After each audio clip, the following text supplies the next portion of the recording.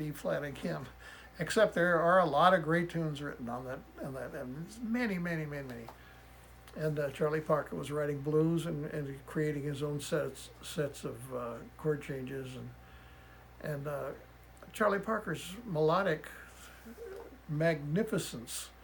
It's just it's never been exceeded. Let me ask you a question though. Julian Priester, when he was playing with Sun Ra, he would say that each person in the band had to have their own internal time feel. When Sun Ra would point to the person to solo, they'd basically if you had good inner time feel, that would open up the rhythm section to play melodically and float through the time. Today, the reason everything is all the younger cats are dividing beats. They're trying. It's become so quantized when the rhythm before was so round. And I just want you to talk about, like, in essence, what is the role of the bass player when you're playing with somebody who is, like, it was just revelatory to me. Kenny Klug, for instance, he didn't. It's a misnomer that people said he was the first one to stop playing four on the floor. He kept playing four on the floor. He was feathering.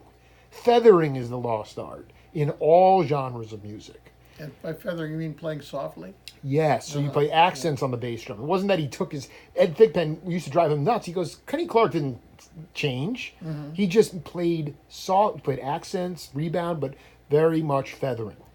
But what is the bass player's role in the swing element when you do have a drummer who can float through the time and is not, because with hip hop and modern music, people are focused on, you hear them playing like a machine. That's exactly right.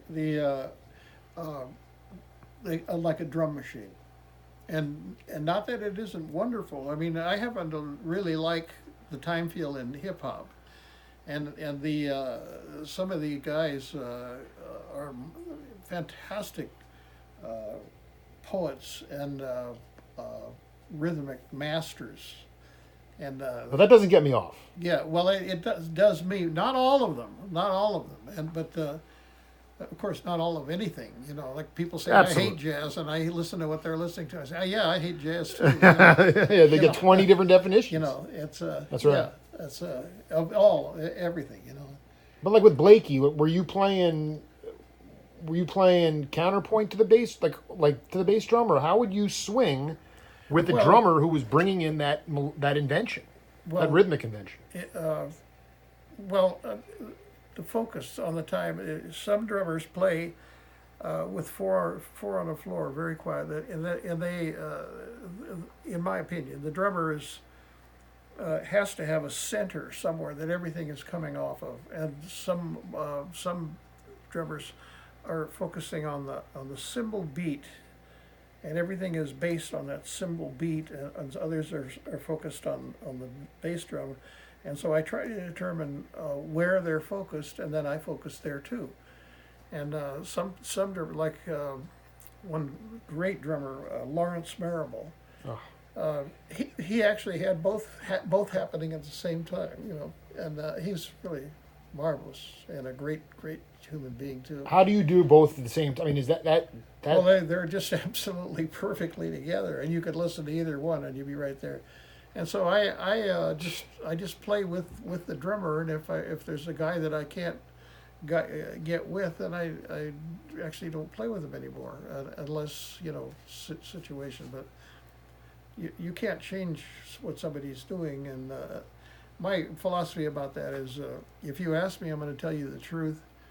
If you don't ask me, I'm not going to say a thing, And I learned that from experience, like just, What was can you give an example of when you did the opposite of that and learned from that? No, I can't remember exactly, but I mean, it's like when you tell somebody how to play, don't tell them unless they're asking you. If they're asking you, then be honest, Well, you need drum lessons, And I told one guy, it was in a room at Cal Arts. I was subbing for Charlie Hayden. For about 10 years, I was his main sub in his group classes, and so I'm telling this guy, this drummer, who was just flopping around and didn't have a steady beat. And I said, well, the first thing you need is a steady beat. I told him the thing of what I just said about focusing. I said, like for example, Joe LaBarbera is centered on the bass drum, and says you have to just practice playing perfect time on the bass drum or the cymbal, and that has to be their center, and everything comes off of that, and you can never lose the center. Right. You have to always have the center, and that. And I turned around, and Joe LaBarbera had come into the room and was sitting there watching me teach it. You know, I felt well, good, you know, about using him as a great example. But yeah, that was funny. You know, there was the late great Ndugu Chancellor. He told me about this album that I can't stop listening to. It's called High in the Sky. Hampton Hawes, Donald Duck Bailey, and Leroy Vinegar, and they were playing at like the Santa Monica Airport. It's just a trio, and it's from '61. And I wanted you to talk this time in jazz. Oh God, I hate in music. My favorite period is the early '70s. It was the time when you were running down to sub with Woody Herman, and you brought your upright, and they said, "Why the heck did you bring that?" Yeah, today?" Right? yeah. But the early '60s, Wow. Motion, LaFaro, Evans, Claire Fisher, Gene Stone, Gary Peacock, Ndugu, Vinegar, Bailey. These trios, what were they doing? That was so that because I can listen to trio music today, and it doesn't really sound like. It doesn't get me off the way those guys, the conversation. I know LaFaro, everyone talks about him, you know, opening up the bass in a conversational way like nobody else. But it was also, like we talked about in our interviews, a pure artistic expression. And they obviously didn't monetize it very well, but it feels so damn good. And I just wonder where you were at that time, in that early 60s pocket when these conversational trios were starting to really, you know, bubble. Well, it's basically who you're playing with, you know, and what they because the bass has a role, and sometimes the best thing you can do is just play quarter notes, and some people actually don't even want you to go ba-dung dung dung. They want you to go bung bung bung. No.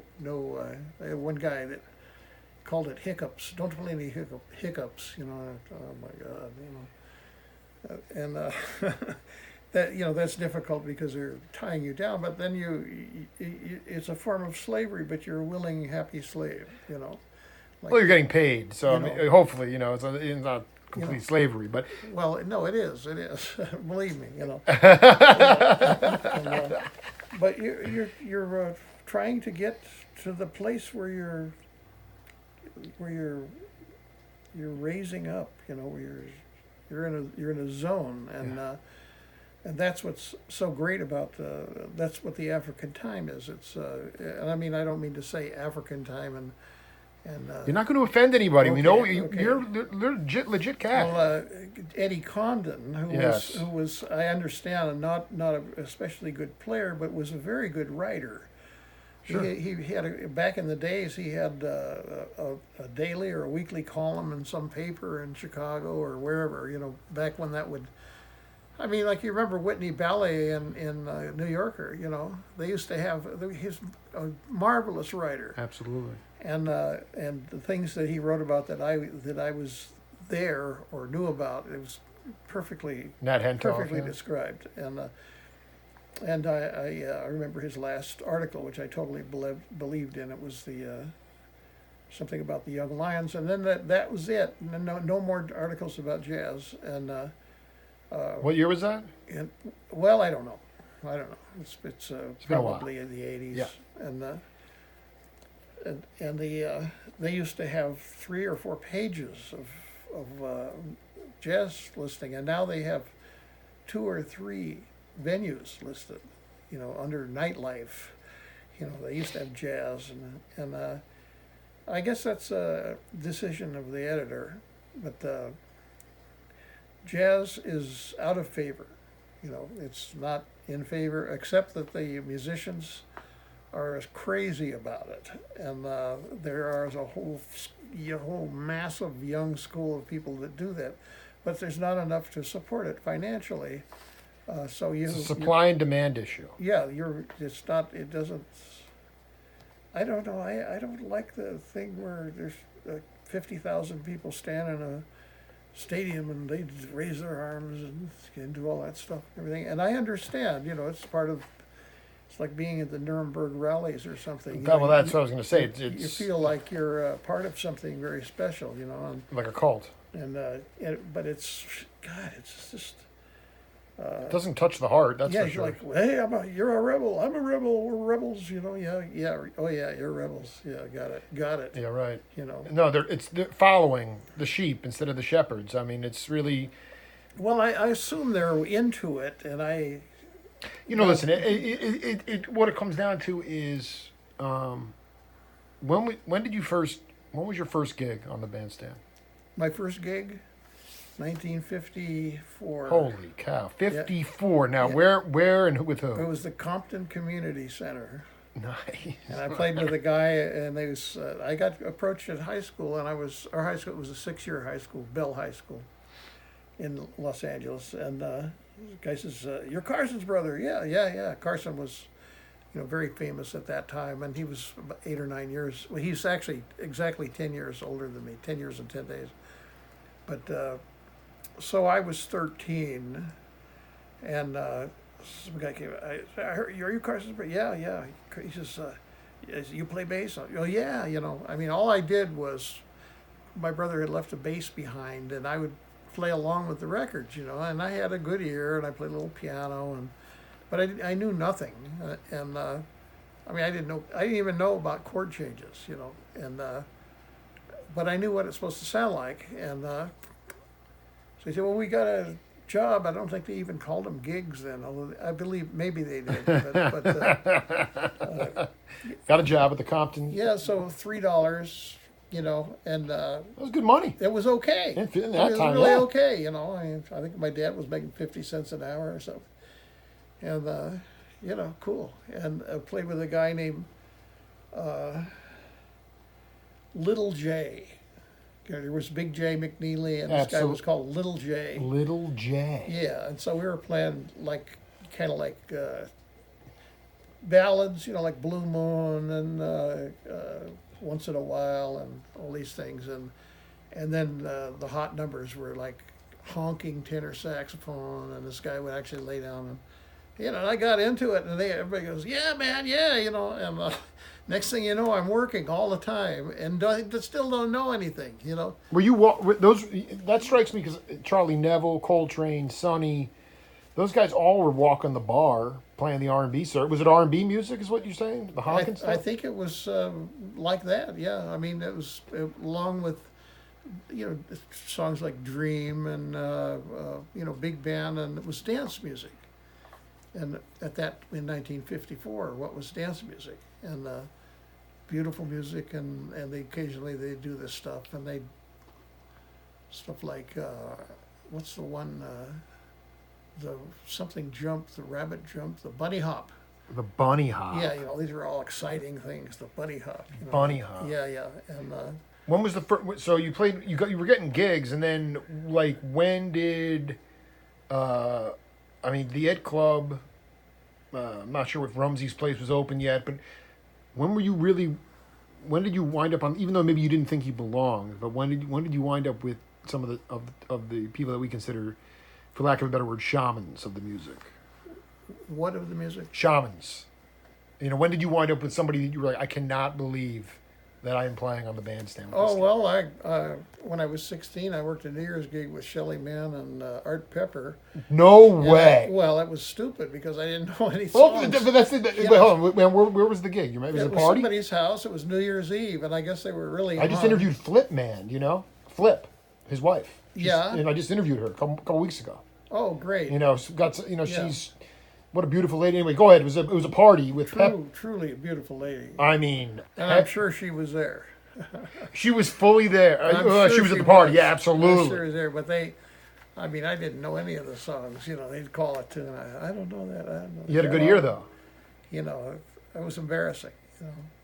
And just as a side trip, I played with Shelly Manne a few times and Art Pepper quite a few times through the years. I was never like his regular thing or anything like that, but Shelley was such a loss to the jazz community here, he was so encouraging, and he would. I think about my in my late 20s, I started to get it. I mean, I learned a lot of stuff when I was. By the time I was 15, 16, I was studying music seriously, and all began to get nearly confident. And but when Shelley would come out and see the bands, and he'd go out and see all the young guys, and he would really acknowledge, man, you're improving so much, and I mean, because he saw me and this guy with three strings on his bass, playing by ear, pretty good playing by ear, but the problem with playing by ear is it's a reactive way to play. You really can't play what's coming.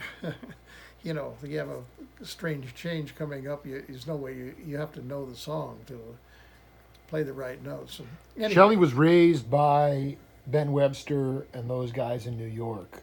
They treated him like a peer, and it was very inclusive, which was because basically, listen, let's be honest, jazz was a black subculture through basically the 70s. I mean, that's what Dave Liebman said to me, That's where the camaraderie came from. Shelley learned that from the Cats, okay? If you look at jazz now, and I don't want to paint with a broad brush, but aside from the wonkish attitude of the music, and like you said, it's kind of a sophisticated classicalization of the music, it's also very much, I don't know how else to say, but it's not a brotherhood. Shelley, man, this was everything to him.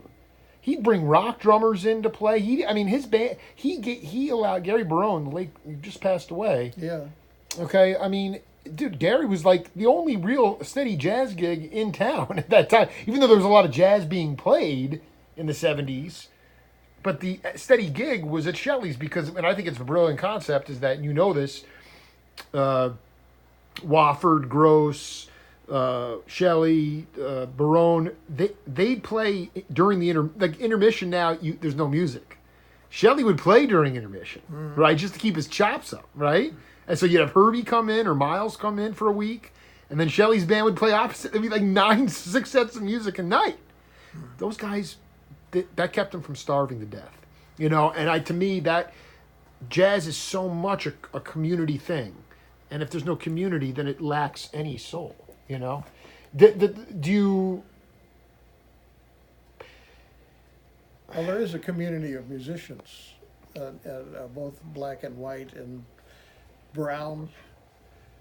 There is a real community of musicians that respect and love each other and support each other, and there is some that is mostly white and some that's mostly black, but the real beautiful ones are is where it's open, and beautiful people.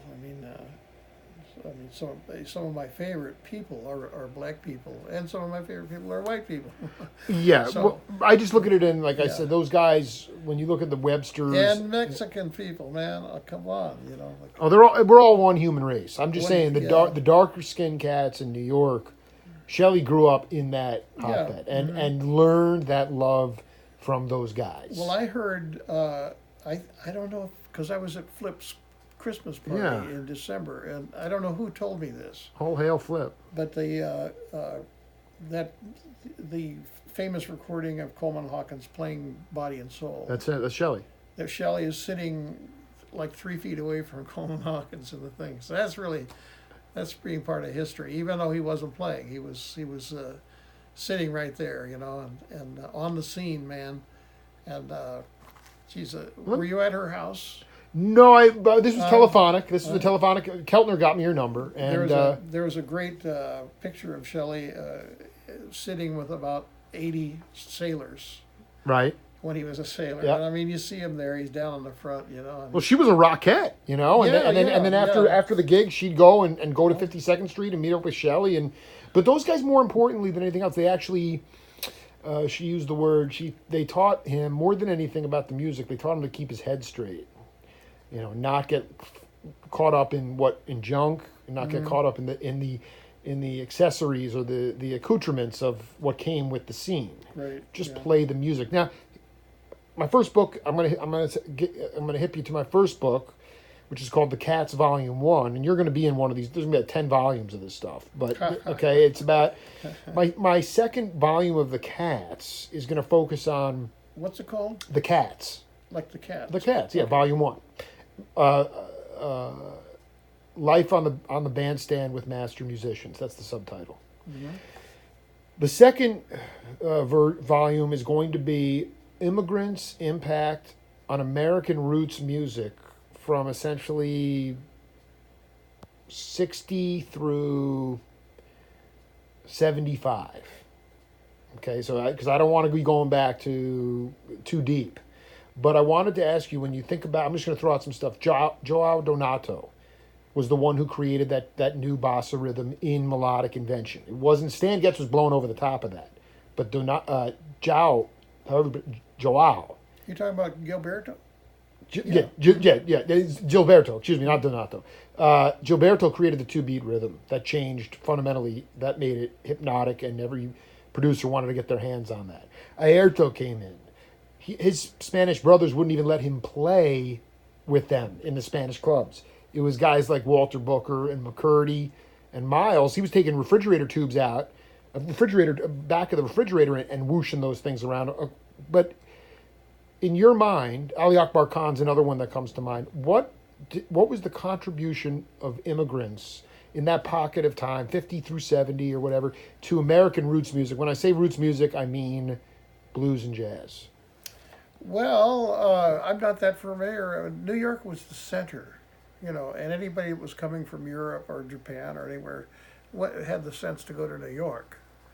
I was already married and had children, and I had several great opportunities, but I couldn't do it because we had no money, and I just had to stay where we were and take. But but the gigs would have given you money. You just couldn't leave your family. No, I didn't have enough to go somewhere and send some money back, and all I needed to send back was $50 a week, and but there was no backup. We were really, we never lived poor. We always lived in beauty and such, because my wife has got such taste, and but we were buying all our stuff at the yard sales and like that, and I had several great opportunities, but couldn't capitalize on it. Or Blakey asked me to come back there with him, and I didn't have the money for an airplane ticket, and much less any place to stay or anybody to stay with or anything like that. And Charlie Lloyd asked me to go to Europe with him, and he was paying so much little bread that it was shocking, But anyway, what year was that? It was about 72. Wow. And I don't know who would have been on the band. Maybe Sunship. Who? Woody Theus. Sunship. Woody Theus was playing with. I would maybe Keith Jarrett or Ron McClure, Jack DeJohnette, those kinds of things. Yeah. I mean, what if I could go back and do it over? Such little bread, man. But I mean, in your mind, when you heard, like, for instance, I mean, just bossa jazz or Afro. I mean, Phil Wood said the first fusion music was Chano Pozo and Dizzy Gillespie. That's a fusing of immigrant people that came here through a diaspora with Dizzy, who was always played rhythm, and fusing bebop with Afro-Cuban rhythm. I mean, that's the first fusion. So that's a huge contribution from immigrants. Can you point to anything that stands out in your mind about their contribution to what we consider to be maybe America's only true art form, which is melodic invention? Geez, it's tough. Again, I have to plead the fact that I lived in L.A., so we didn't get that many immigrants. Really? Yeah. That's interesting. Yeah. Our immigrants came from upstate New York. Yeah, we got some really good ones too. How about this? Mason Williams, when I visited him in Eugene, said, the two people that he loved the most in his life, or that he respected and thought were the most amazing human beings, was Pete Seeger and Ken Kesey, because they accepted humanity, warts and all, no matter what. I mean, Pete was out singing protest songs with fires in a dumpster, and Kesey would stop and talk to anybody. I mean, just talk, that they'd have Christmas shows and in Eugene with Mason and Kesey would come out as Santa Claus and ask the audience for money so he could go and give it to the homeless. It was really heavy stuff. And so can you talk about Mason? Because Mason to me is one of those cats too, but he's humble where he's not going to put himself in that, Talk about Mason. Mason. Okay. Well, what was I doing? I don't know how I got into it. I was working with Don Randy. And he was a terrific person. And a great cat. Yeah, I've interviewed Don. He kind of played like Ramsey Lewis, and he was way on the inside of recording, the rock end of recording. And I was playing with him upright bass. He says, "You got a Fender bass?" I said, "No." He says, "Get one and I'll get you some recording." So I did, and he did, and I was doing lots of stuff that I thought was pretty trashy, but it paid. It was really kind of amazing. Studio work. What it paid. Yeah, studio. It wasn't demos, right? It was actual studio work. Studio work of not the kind like like Frank Sinatra or that kind of stuff. It was the Righteous Brothers and Cher and Were you hitting live in the studio with it? Or was it all overdubs with Cher? Like were you in the? No, they were all recorded like. I think they would do them live and then they could change them if they wanted to, and so I was once you start working a certain route, then other people on the route call you and I was working for Bill Cosby and a guy, and I don't know his first name, Silver. They had a talent agency, and they had, and so I was doing gigs with people like Tiny Tim. I love it. And Tiny Tim came on before Miles Davis at the Isle of Wight Festival, just in 1970. Wow. That's how bad. Dave Holland sitting on the side of the stage watching Tiny Tim before Miles went out there. Yeah, right. I dig it. That's exactly what I'm talking about. It's all music, but go ahead. Yeah, so you're playing with Tim. I was playing with all these kind of people, and making some good money. And this is the '60s, and then let's see. Oh, I'm trying to think. And I was friends with a lot of people. Paul Williams, for one, he was a nice guy. And I was doing a lot of gigs at the Troubadour, which is something that the Cosby Silver outfit had a hook in that they would have their acts that they'd sign, and then they'd be able to work at the Troubadour. Are you kidding me? No, that was like I mean, I know that there were just numerous jug band and folk acts there, but what were you playing folk gigs there? Whatever they were, seemed to be a lot of singers that would practice which way to put their hand. I know. Like Herbie's group, the electronic group, came in, but at that point, the Pointer Sisters opened, and Herbie said, "Man, I got to go in a different direction." Like it really was. That was like more like '74, because he just and then like you said, pretty soon after that, Watermelon Man, the commercial hit came in, Man Child, those kinds of things. But anyway, go ahead. So you were at the Troubadour. So I was working there, and so I was on the list of bass players, and people would call me. And I remember the first time I got fired, and I thought, okay, I'm really starting to get my own stuff here together, because I couldn't tell the difference between the notes I was playing and the notes that they wanted. I couldn't tell the difference. They wanted me to play just roots and fifths, and I would play a note that I felt was a perfect note, and they go, "Hey, what are you doing?" And anyway, so somehow I got on the list to play with Mason Williams, who I didn't know who he was or anything, and then went over and met him, and the next thing you know, I'm hired, and a group of guys, and they were a nice bunch of guys, and Rick Cunha, terrific. Dude, I just interviewed Rick. Terrific human being, and Bill Cunningham. I don't know what he's doing now, but he was wonderful, a country player, and Mike Cannon was a drummer. Absolutely. And, let's see who else. Ben Lanzaroni was playing piano, and so working with Mason, although it was not as Lawrence Welk would say, it wasn't my cup of dish, but it was, we were all good musicians, and one thing about Mason, he was very generous and very sharing, and he was I think the best entertainer I've ever worked with. And how do you measure that? Why and why? Well, that you just love him. He would do things and he would just love him, and he'd surprise you and thrill you. and he had a way of talking that he kind of like, I've always felt that Garrison Keillor was doing Mason Williams. I mean, that's really, when I first heard Garrison Keillor, I thought, oh, he's doing Mason, Cadence-wise, or just like verbiage-wise, or verbiage, yeah. He's speaking in the voice and the way he talked, and I'm sure if you asked Garrison, he would. I don't know if he would acknowledge that or not, but very clear he was taking, like Bob Dylan was taking Woody Guthrie. He was doing it and then becoming his own, master, like Wobegon, etc. That. I mean, you guys were road dogging it quite a bit. A lot. Yeah, we were on the road a lot, and. Were you taking like? Did you have bands, or like how would you? No, a couple of times we played with symphonies. I think we did at Chicago. Classical gas kind of stuff. Yeah.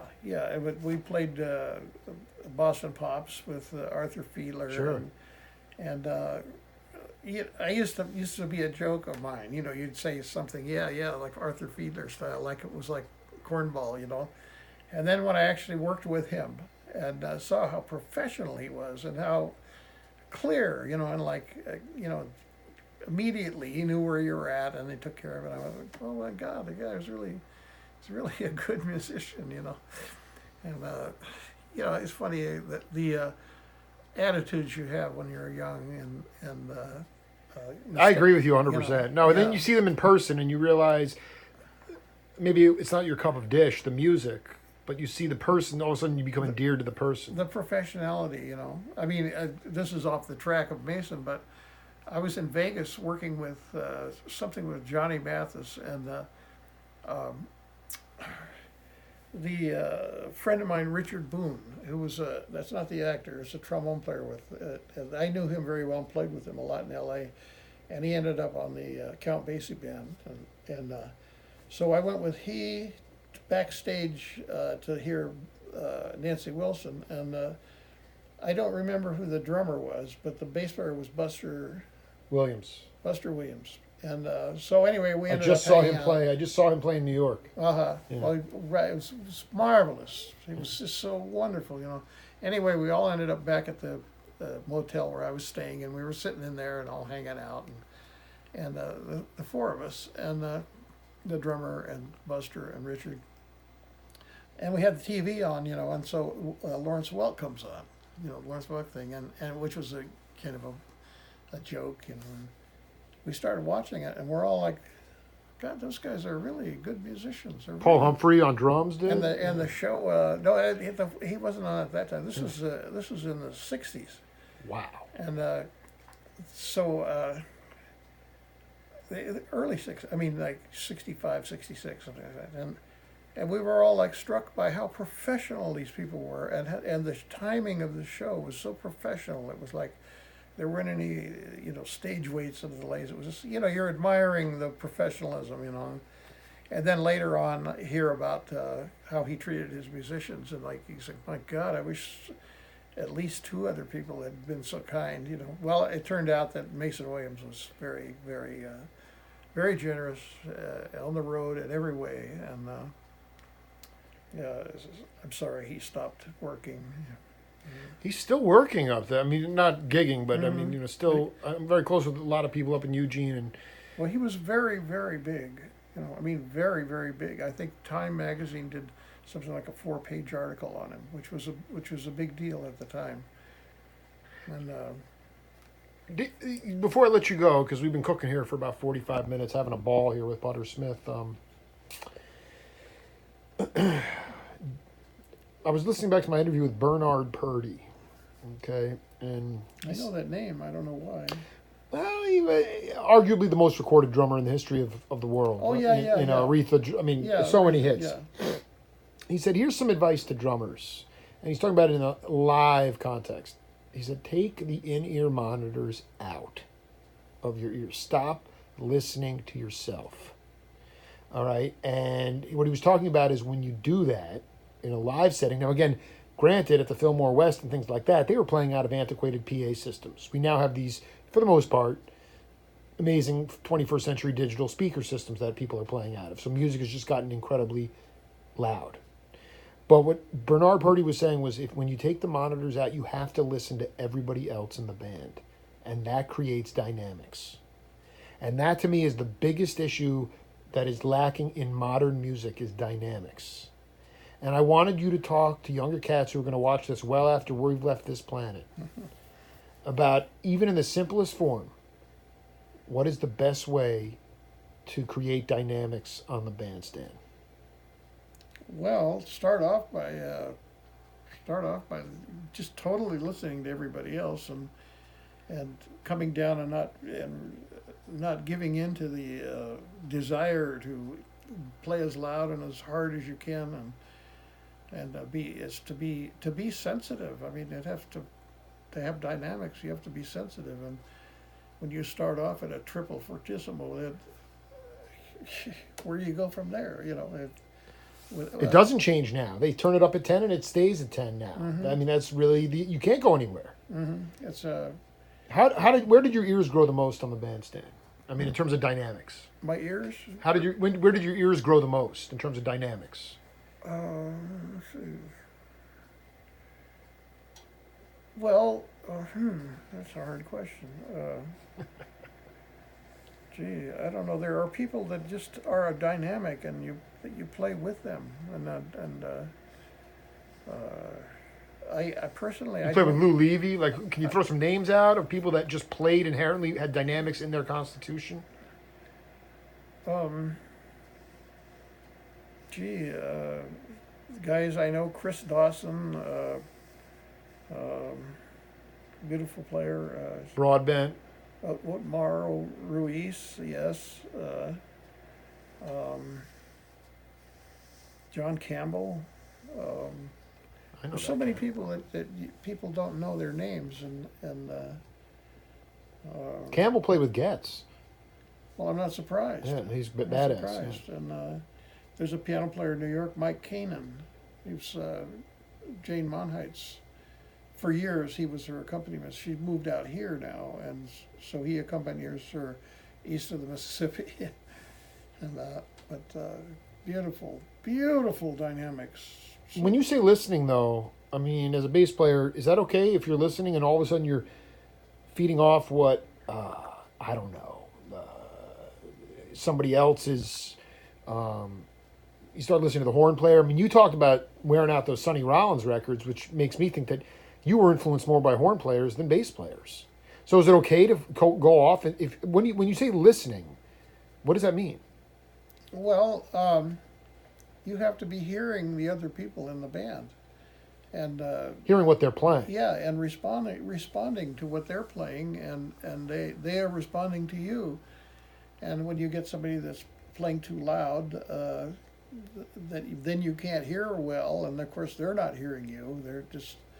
Heard or read some country musician when he first moved down to Nashville. He was getting all the gigs, and some guy says, you know, if you can't hear the singer, then you're playing too loud. And he said that was the best advice he ever had, and always plays underneath the soloist, whatever the solo is playing. And that's one thing you hear a lot is the soloist. You can't hear them, and people expect him to come up over them and play. Exactly, it gets loud. Exactly, that's exactly right. They got to blow over this already way too. Yeah, that it should always be. I want to hear if the trumpet player's soft, you should play softer. You know, and that's my philosophy about it. Of course, I'm not the greatest example of how to get work in music. Well, You know. Potter, I'm here for a reason, and because you're an unsung hero of the music, and I feel deeply the spirits of Carson and Shelley here today. I've been on a pretty rogue journey for the last 9 years, and it's an honor to be hanging to have spent some time with you today, brother. Well, thank you. It was very, very nice. You know, like us old guys like to talk. I did well, and you know what? It'll bring a smile to many people's faces, and that's really what it's about Well, now I'm is glad. keeping the spirit alive. So thank you, Potter. Well, thank you, Jake. All right, brother. See you later. All right.